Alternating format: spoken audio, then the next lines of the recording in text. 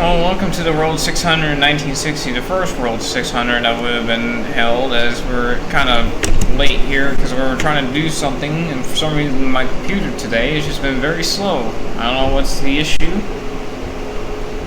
Probably just because I was off it more than usual. I guess this game mad at me, I guess.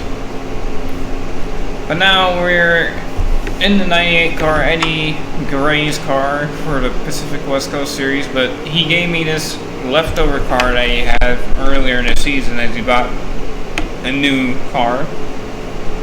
And I can figure it back to, or not back to a Speedway car. So if it's a lot easier and we happen to dominate the whole field and lap them, there's a chance that we might have actually put some cheating stuff into it. As you see Dick Dixon there in the 8 car that we're finally catching up to for once. We got about like 30 laps on fuel, so it's gonna be a while before we get to pit lane. So Tommy Herbert kind of holding up those three, and Pappy Crane right in front of, or right behind him. Then we're gonna use a little bit of the grass, get around Whitey Gherkin there. Rev Wickersham, and then we're going to stop right about here. Give us a little bit of room to Jolie Johnson. Never mind, he's just going to keep pinching us down. We saved it though. They're in third.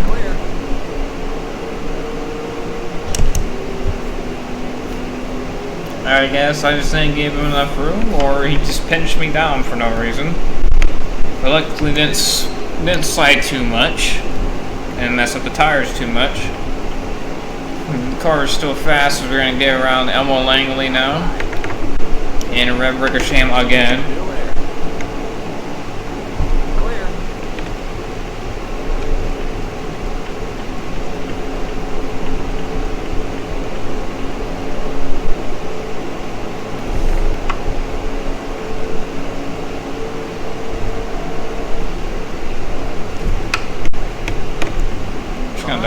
I don't know where would be better to go. Maybe the highest. I think the highest is where it's at right now. Try to go 3, because 3 is always a good option, I guess. Then we're gonna go all the way to the bottom of Curtis. There we go. We should have some clean area right here. Give everybody plenty of room. Able to give everybody plenty of room. And that's what happens. We get a good corner. Is you come out on top without wrecking. And no problems. So we're gonna go down turn 3 this time. Start 3, but I think we can make it into clear. Yep, there it is. Red Linton also made it clear, so now we're in front of whoever that was, and Possum Jones is going down pit lane, possibly an issue there.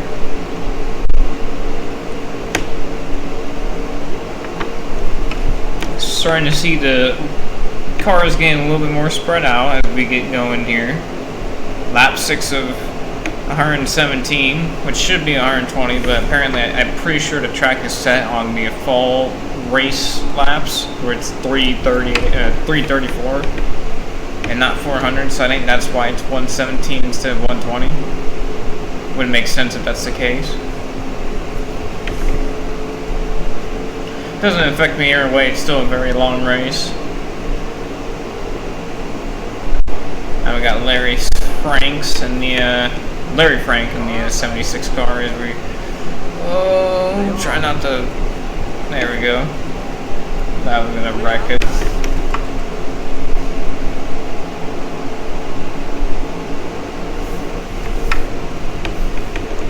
We got Banjo Matthews in front of us, I believe.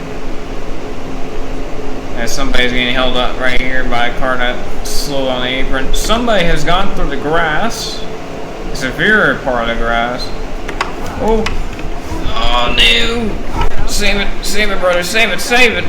We saved it.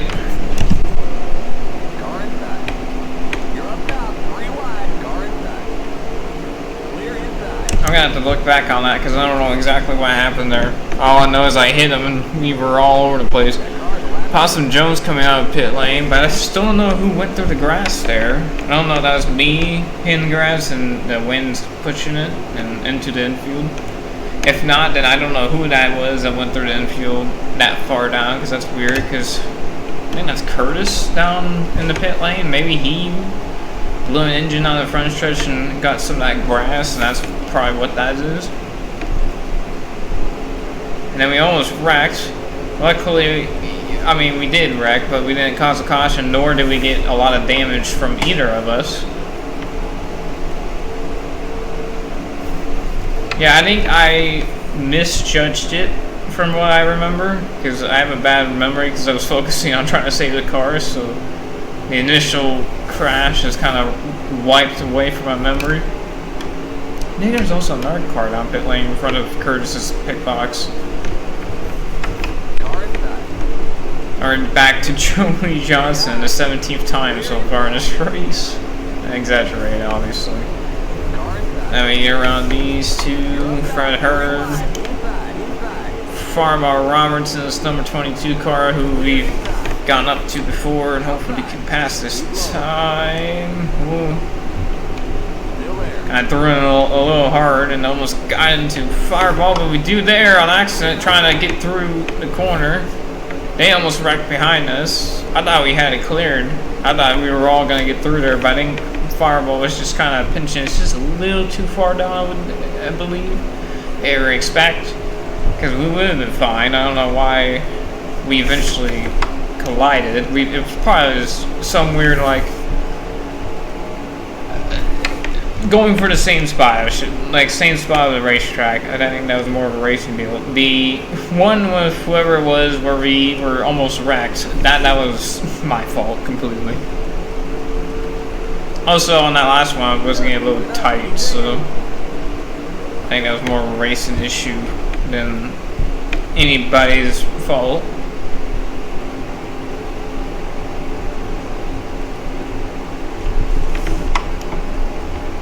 And we got Fred Linz in front of us.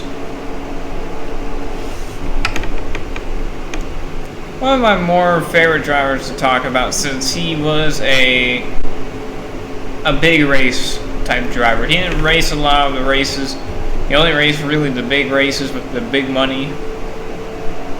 He only raced for around like 10 seasons anyways, doing those races. I believe 1960, 1961 were the only two real years that he would have had a chance at competing for the title, because he did a lot more races than like in his later years, from like 65 onwards, where it was more like 16 races per year. Also, obviously, in USAC stock car races, he was doing a lot more too, because I believe he has 2 championships in that series. Also, those schedules are way shorter than the Cup schedules.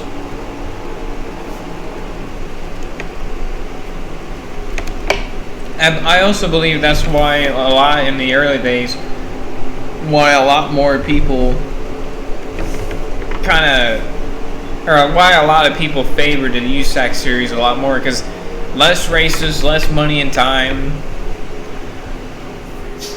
But as NASCAR grew, they wanted more of the attention, and it kind of just became the #1 motorsport of America, and that's where everybody wanted to go. And also because the money of it was starting to get pretty high, and more prize money throughout races and stuff like that. Also, just because the USAC rules and the NASCAR rules were pretty much the same. Like, you could race a NASCAR in a USAC race. And also in ARCA as well. And ARCA and USAC races sometimes were combined.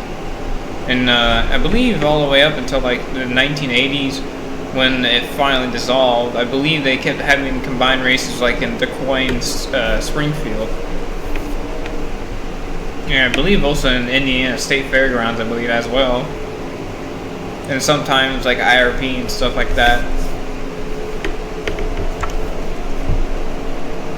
Also, just because a lot of USAC drivers like to race some ARCA races, and a lot of ARCA drivers like to race some USAC races, also because those races were shorter than the NASCAR races when they got to this point where there were 400 milers, 600 milers, 500 milers, when they used to be like 200 and at most, one race being 500-miler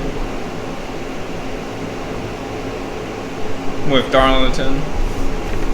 But even then, the Daytona Beach race, only running 39 laps, was only 160 miles. So it wasn't even 200 miles, it was literally a 160-mile race.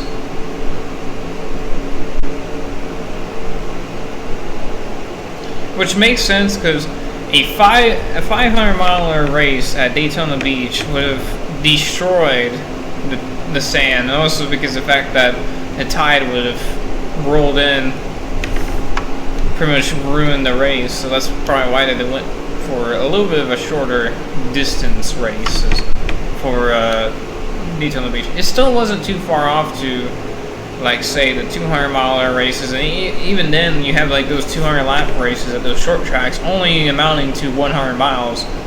So it was still more than a majority of the races back in the days that were only 200 laps on like half-mile ovals, dirt and paved ovals.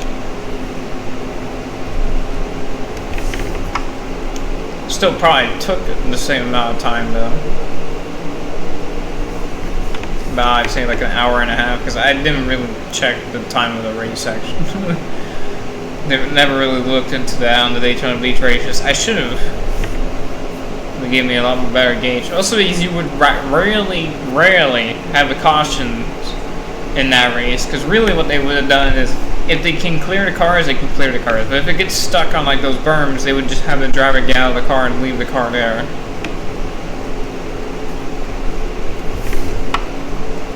As long as it's not like completely in the way, and they still wouldn't throw the caution out as long as the cars weren't approaching, because they still had, if a car wrecked on one half of the side or one half of the track, they still had 2 miles of racing until they had to pretty much throw the caution, which rarely happened, as I said before. Really, the only times were like when cars flipped over on their roofs. Like Junior Johnson, Buddy Krebs, and I forgot the other guy's name. I think it's something Wilson.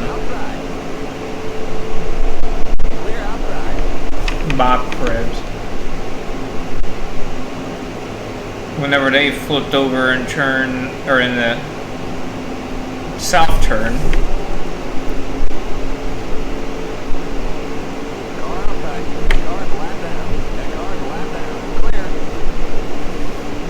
Because those cars landed on the roof, and then eventually that one race that a lot of cars went off in the south turn and eventually killed the driver, that's when they would ever throw the yellow. And even then, like, sometimes, as long as they were like really out of the groove, sometimes they would keep it going too. They would keep the race going, as long as the drivers were out of the car or not, you know, getting hurt. Like, I've seen times where there's cars in the inside the track and on the outside, but in the racing line there would be none, and they would just keep it green. They would be like, keep going, boys, keep on trucking. Because it was just too much time. And especially in the earlier days when said things would happen, it would just take a lot of time, especially when you had about 80 cars at Daytona Beach to worry about. So they just would let them run. And if a car wrecks out, they wreck out, and then if they're in the middle of the track, they'll try to quickly tow it, or if they had time, or try to red flag like a sector and try to move the car, because they wouldn't never have thrown the red flag unless somebody passed away from, like said, wreck with, I think it was Al Briggs, where they just kept wrecking and then eventually he had a fatal wreck, or the tide came in. That would be the only times a red flag would have ever came out in those races, or if a spectator got struck. Even then, I wouldn't think they would have thrown a red flag.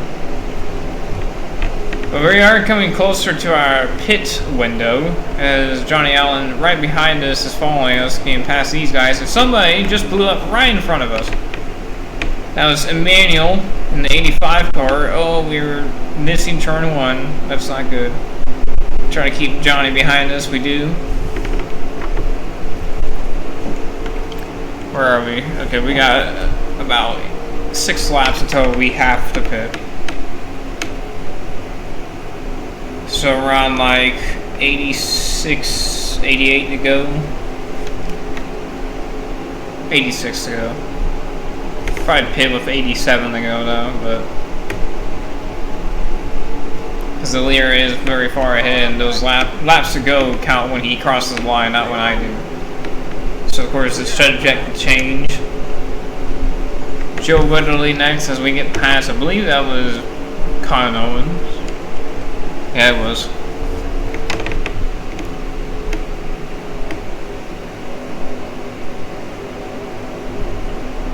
And hopefully the brakes work this time. Don't need any problems, hopefully.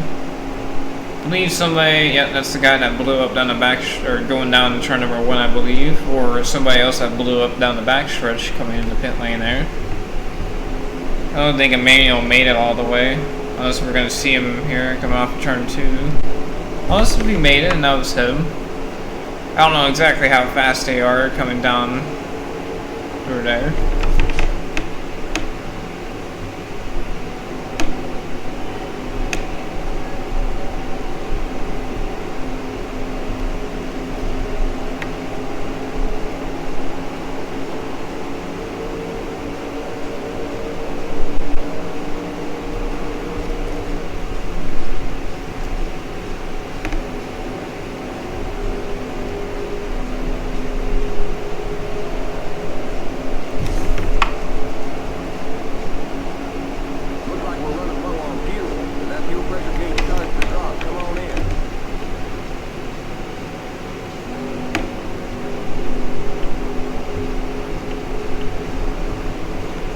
Colin Owens is not letting me go, that's for sure.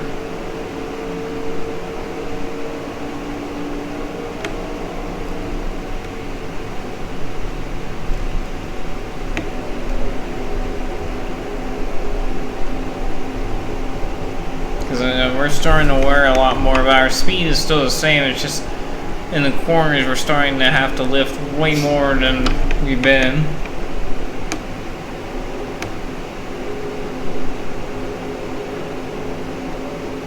To prevent to what that might have happened there, where we bounce off the wall.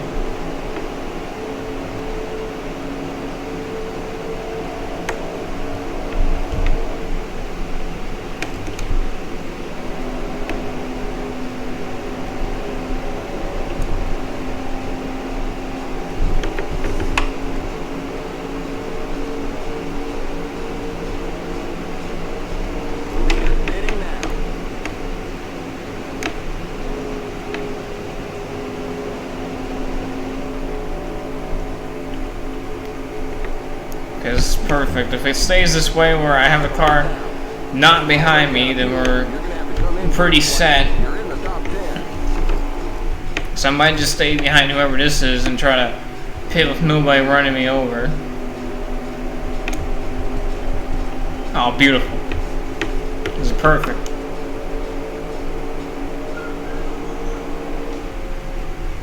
Give a little bump drive. Oh, that's Banjo. And then start slowing, as Lear just pitted this time as well.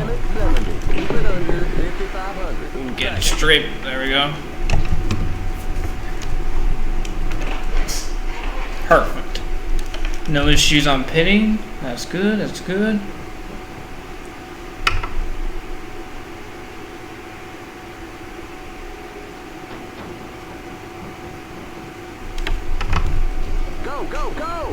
Okay, going again. Keep it under 5,500 in second.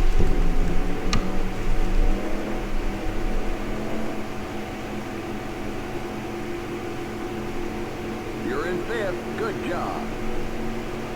Okay, you're clear. There we go.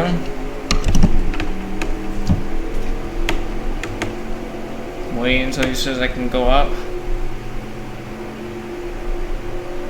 Okay, merge when you can. Now. I don't want to stay down there too long, or I might actually wreck myself, as I'm almost wrecked myself trying to get back up. I want to prevent that from happening. So now we're back in the rhythm of a regular World 600 here. We're all spread out.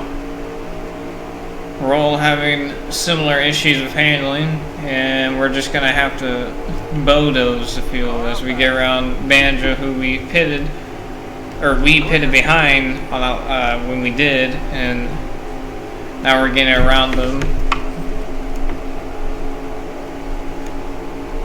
So he must have either having a bad pit stop, slow, or having some problems, or all of the above.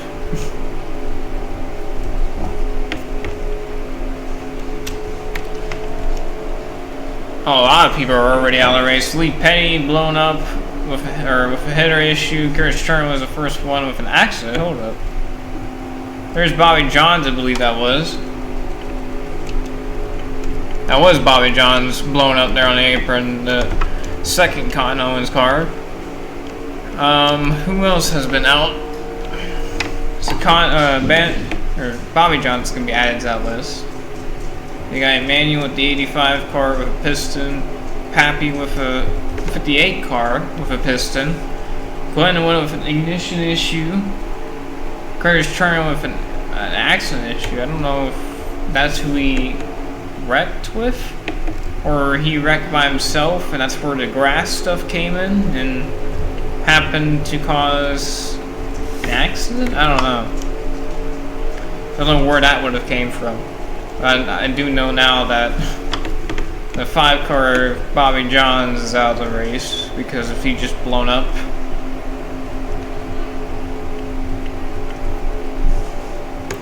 I could very well blow up too. Look at those temps. I'm concerned because even then I don't even have that much tape on the car. So, I mean, I don't remember if it was a hot day, because it was more in summer. It wasn't in May, this race. The race from, I believe, like 60 to 65, somewhere around there.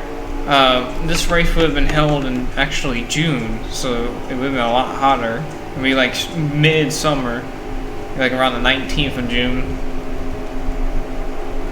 Especially the first race would have been 19th of June. So that could cause some issues with heat. And if I do blow up with this tape the way it is, I mean, what else can I do with the heat? Just how racing goes sometimes. Oh, we got a caution. What happened? Turn 2. Okay, so I have him behind us. Good. I was going to be happening in front of us. I was about to land in the minefield. Also, I was really late after the pit stops too. I was expecting one during pit stops, but I was very late during pit stops. And it looks like Herman Bean might have either contributed or just got involved and kind of got screwed out of a race there. Herman Bean, to see what exactly happened here. So it was a wreck in turn 2, and he was magically off the racetrack. Wasn't this lap? Okay, good enough. But we're gonna just watch this whole lap just to see if there's anything out of the ordinary at the beginning here, to see if we can spot what might happen here soon. He's a little slow, but that's what happens when they get on the inside of somebody. Oh, I might see what's going to happen. They're going to chain link into each other.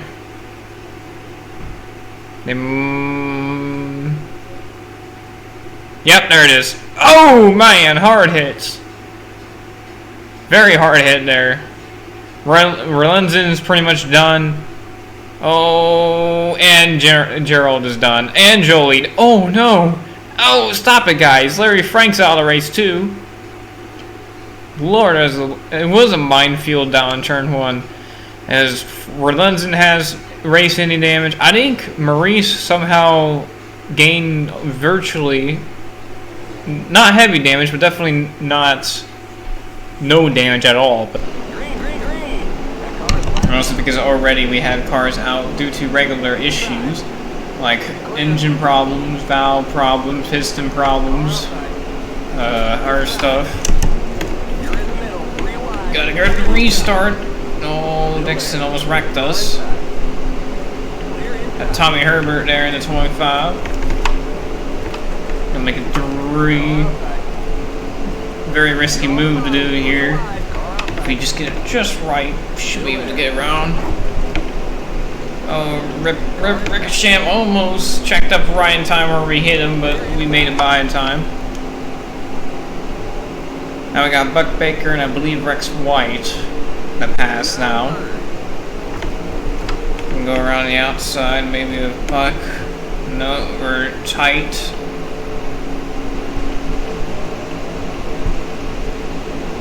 $75 to go.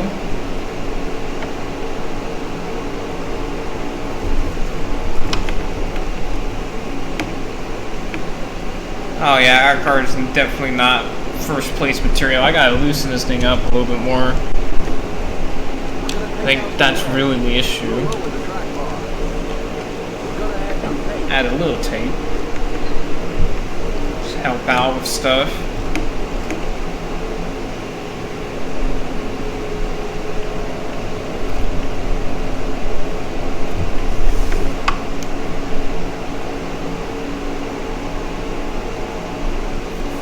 We definitely got the straight line speed, but our corner speed is not up to par because we're tight, very tight.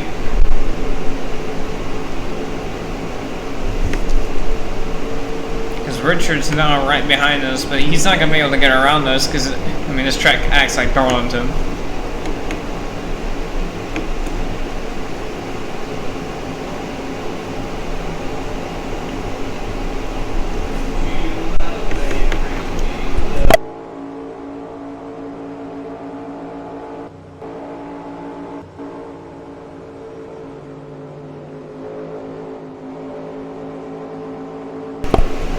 Here he comes. Here he comes. I know you checked up. 72 to go. They're racing side by side. This actually is going to help us. At least get the buck.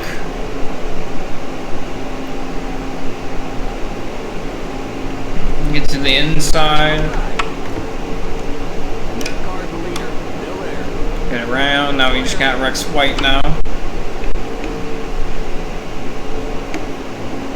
Starting to get a little loose now, so I think I burned a little fuel going, so maybe that's helping us a little bit. Burning some fuel and tires are warming up. Oh, this is a huge run. Big run.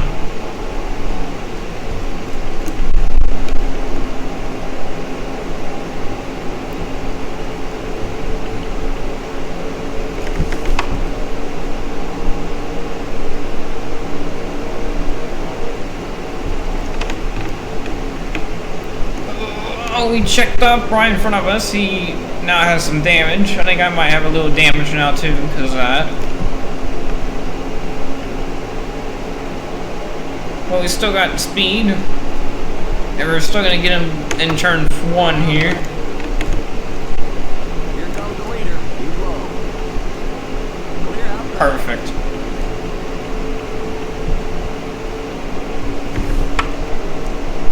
So get around with 70 to go.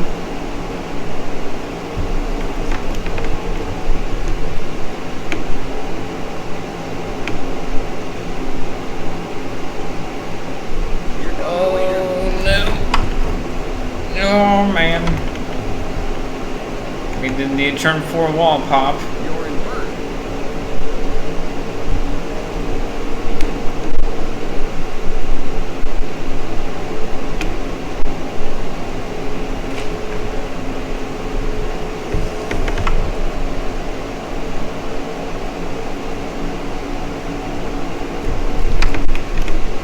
Well, that's going to help us behind us. They're racing each other.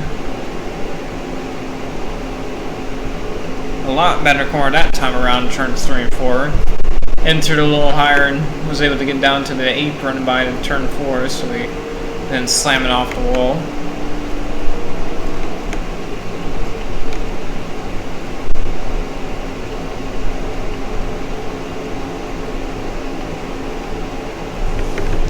Starting to gain a little time on Rex White.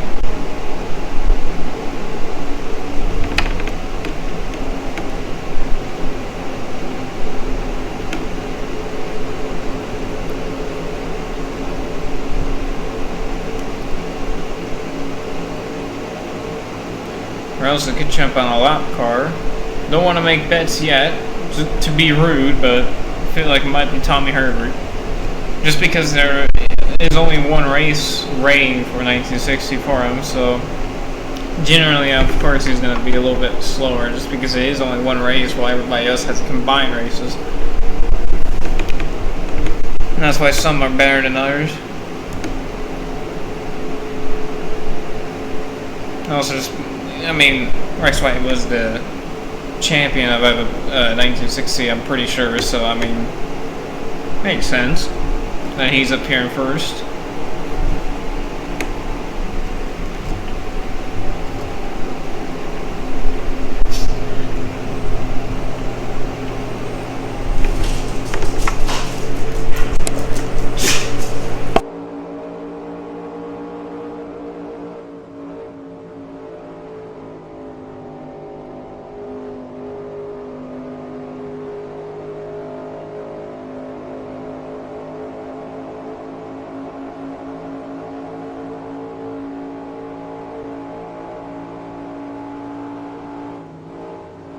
Car outside. Clear outside.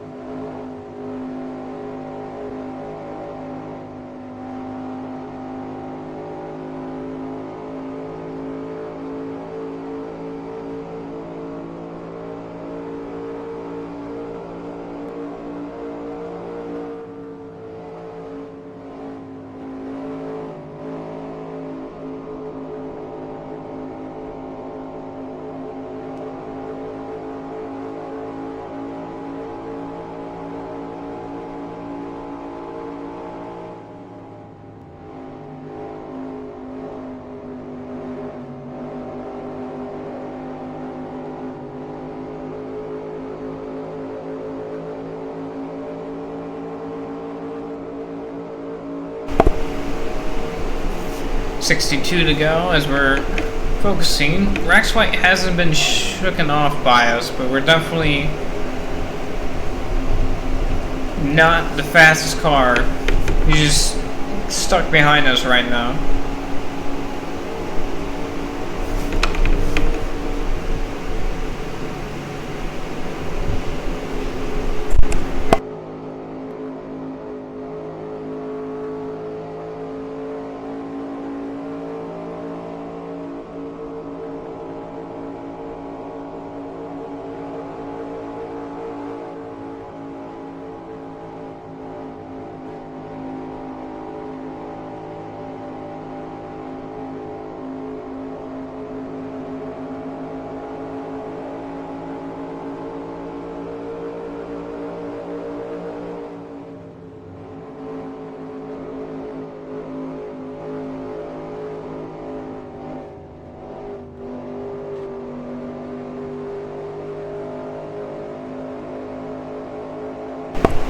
Oh no, we hit the wall for 4. 60 to go, and we're still not even close to getting. Oh, we're tight.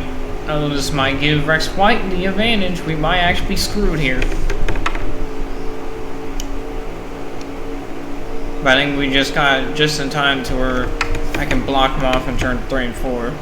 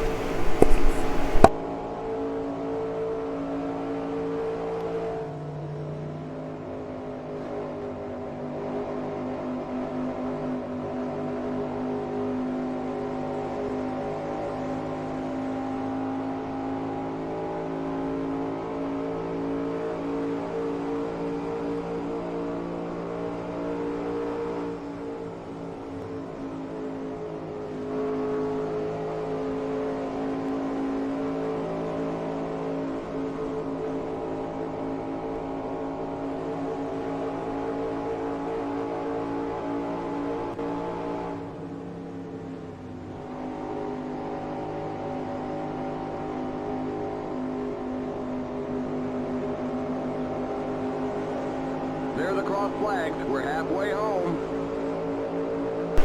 Halfway, it feels like we're gonna have to get past here by Rex White.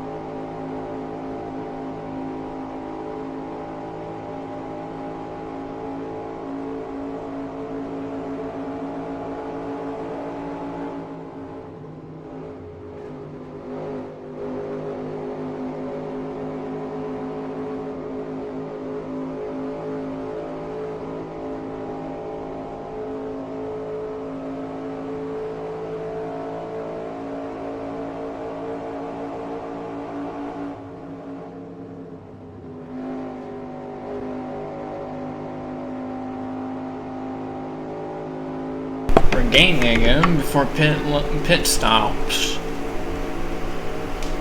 Well, we go all the way to 2 to go on pit or on fuel, with 55 to go.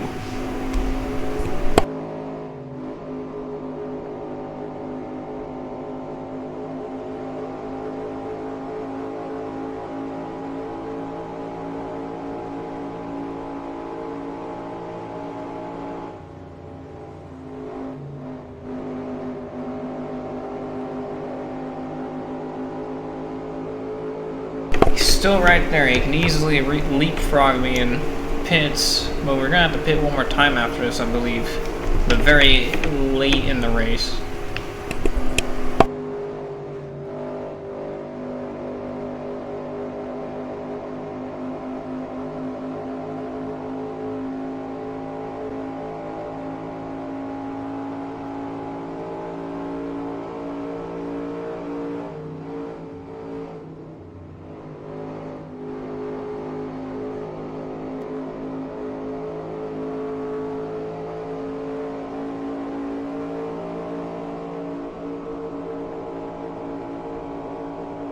That car's a lap down.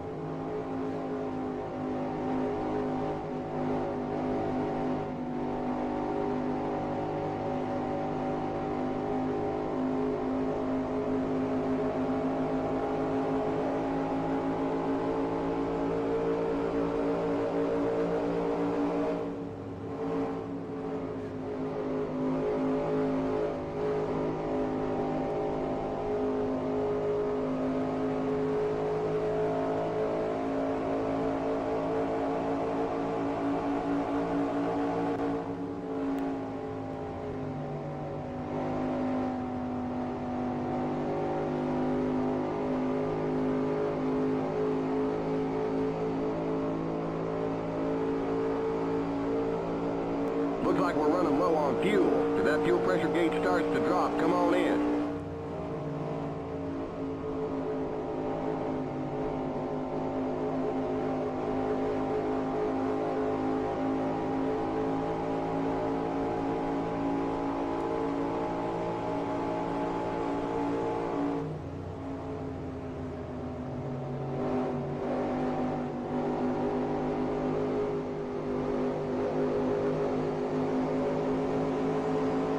Outside.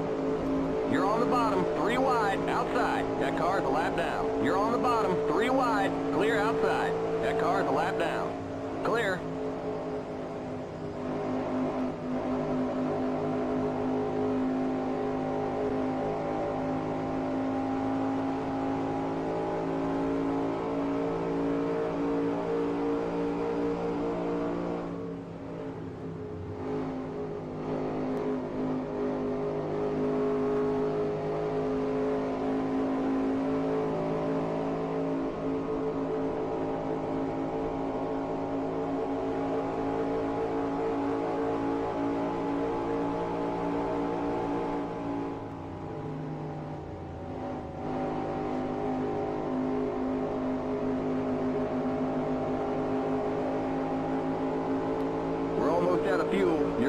come in for a splash.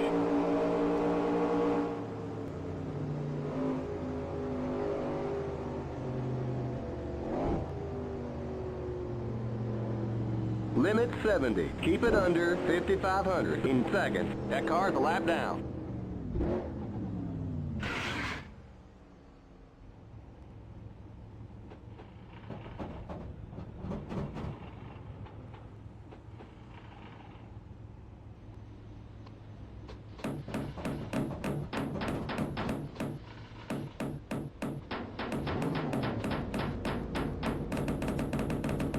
Go, go, go! We'll give you 1 can of fuel. Don't go over 70. Keep it under 5,500 in seconds.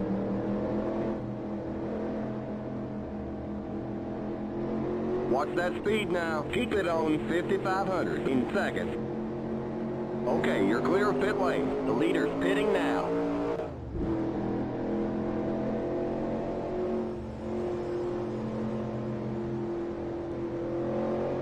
Okay, merge when you can. Car inside. Clear inside.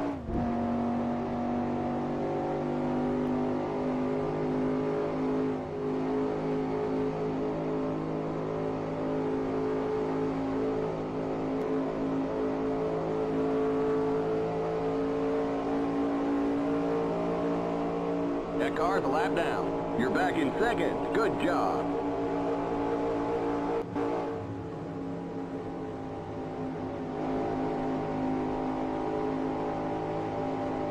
The next car's the leader.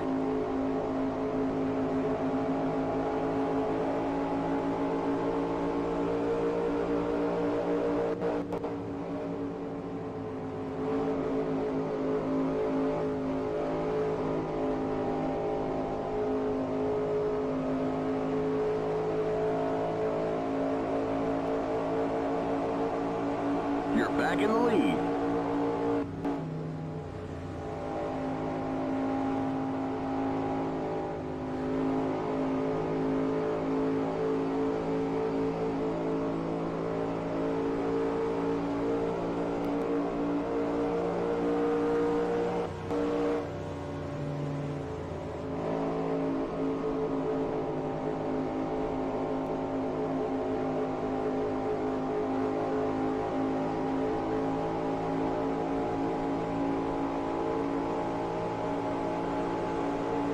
Outside. Stay low. You're on the bottom. 3 wide. Still there. Clear outside. Car inside. The yellow flag is out. Let's go. Race back to the line.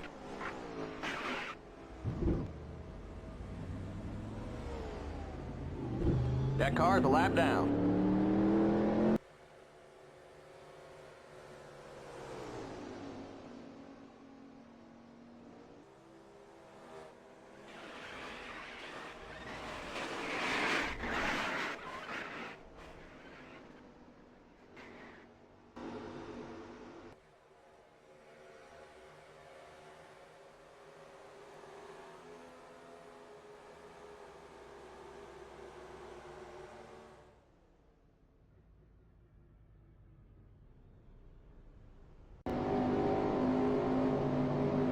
Green, green, green!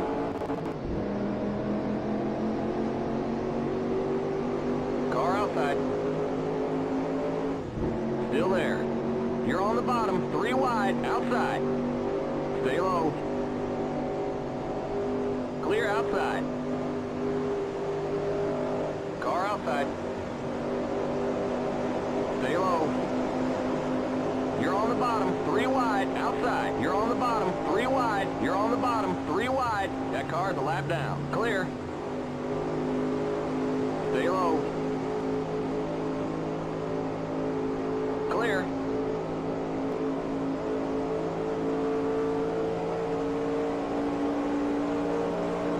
You're now in the top 20. Good job. Car inside. Clear inside.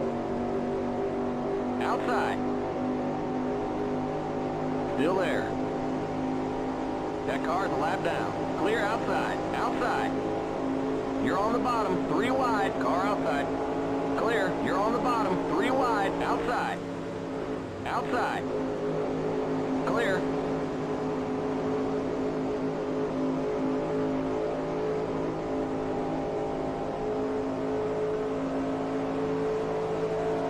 That car's a lap down. Car outside. Still there. Clear outside.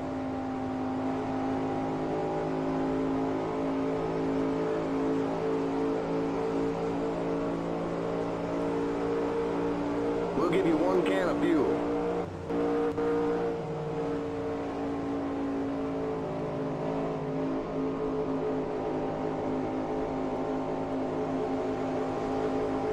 Outside. You're on the bottom, 3 wide, outside. Clear outside.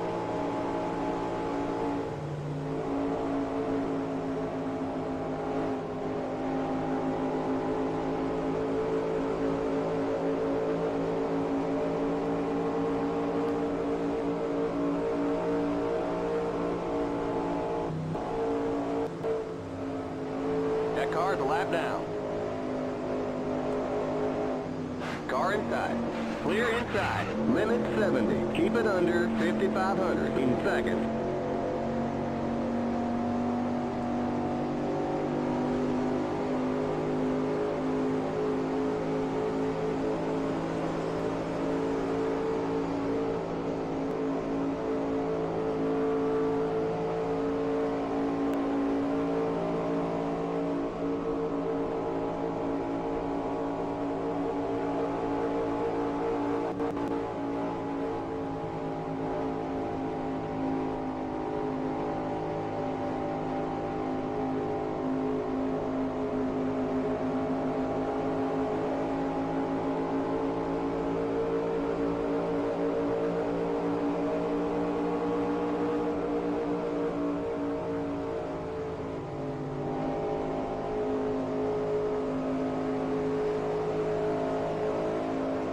Outside.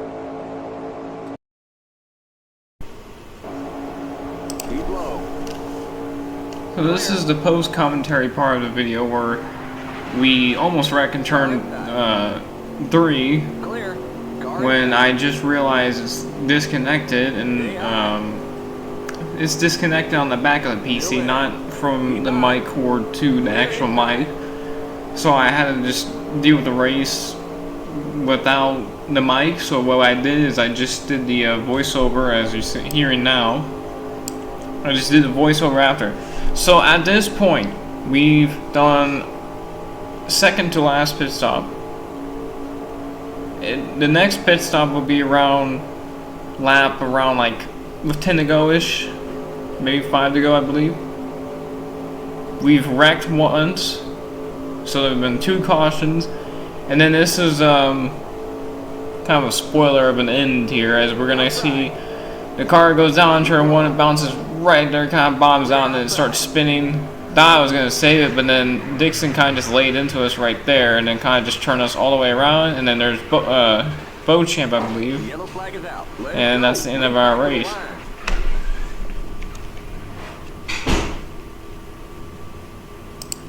And then we eventually drive all the way to the pit lane, as you see a lot more cars out of the race, and you're gonna see that Dick Dixon went for a horrendous ride. That car's a lap down. I didn't think he was gonna actually do the ride that he did, but that was horrific when I actually replayed it and saw it. And the reason why I did the post commentary now instead of doing it for the rest of the race, I mean, I didn't really say much besides when we were gonna pit or not, and that was me trying to hit the brakes but I accidentally hit him. As you see here, your rear end's gone. I mean, that kind of contributed to it. Right there, you can kind of see it hit, set, and then it just started spinning from there, and I couldn't do anything.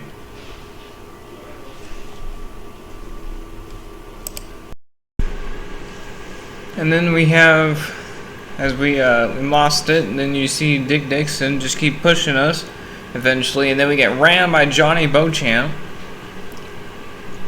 See everybody else getting around.